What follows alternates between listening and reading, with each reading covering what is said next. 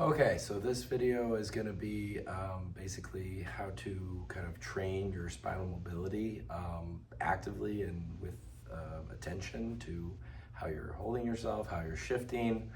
So hopefully this will be somewhat simple and making sense. I mean, it's going to be complex, but hopefully it's structured and organized in a way that will make sense. But what we're going to do is we're going to start off in the seated position, because we're going to be talking about rotation of the spine, which is going to be your key mobility factor for the spine itself. We want to be aware that a lot of our up-down movements are going to be controlled through the legs, where we're also going to be holding a lot of our stability factors. So, we have to hold up a lot of weight for our bodies.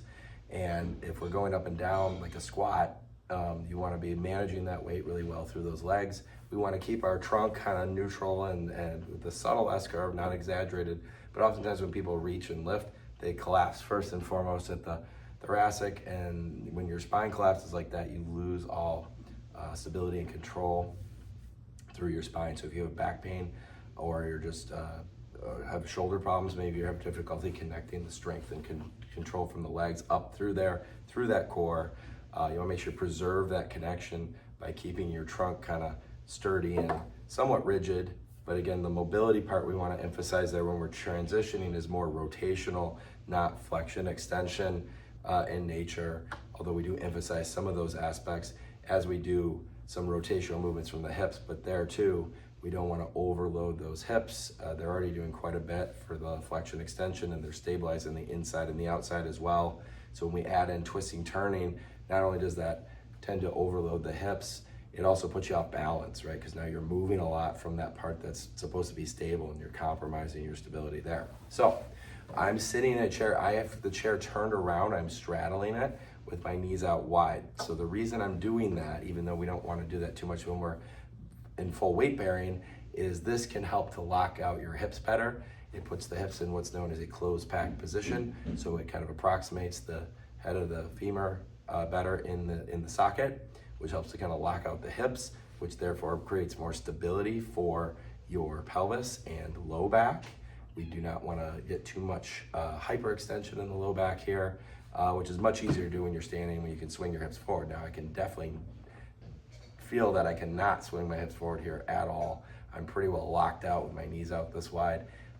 But you may not need to do it like this. I would say only really if you're having back pain or difficulty doing it the other way would you need to go to this extreme. But for some people, that's the only way they can do it to start. So I'm starting in this position. I've got my knees, I'm straddling the back of the chair here. I'm sitting in the chair. I'm leaning over a high enough table where I can still get my arms up there.